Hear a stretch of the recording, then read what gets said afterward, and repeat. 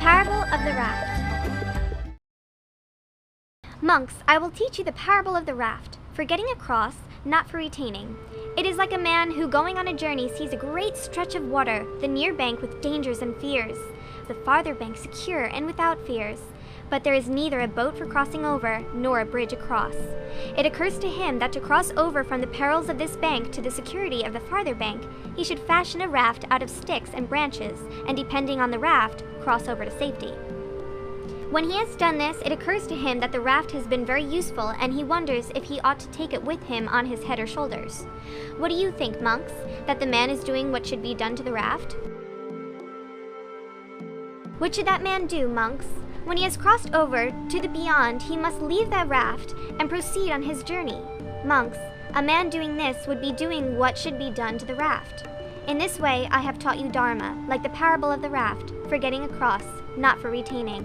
You, monks, by understanding the parable of the raft, must not cling to right states of mind and, all the more, to wrong states of mind.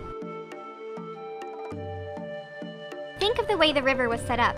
The side that was right in front of the man was dangerous and scary, and the other side was peaceful and calm. Now think about the obstacles right in front of us on our day-to-day lives.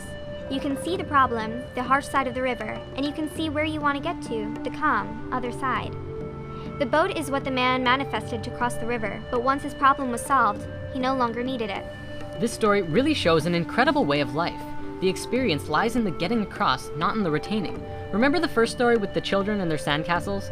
Well, that story showed how we get things for ourselves and then hold on to them until we die, rarely ever giving things away.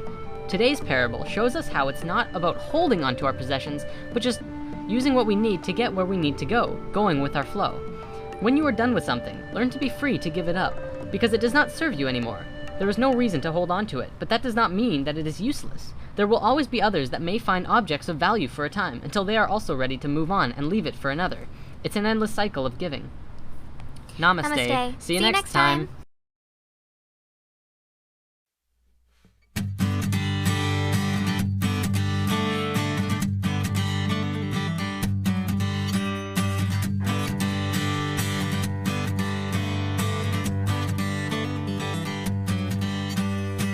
I can feel you watching me from the twilight. Can't quite see your faces, but I hear your minds searching for answers, evaluating mine, using the same old tools to define your lives.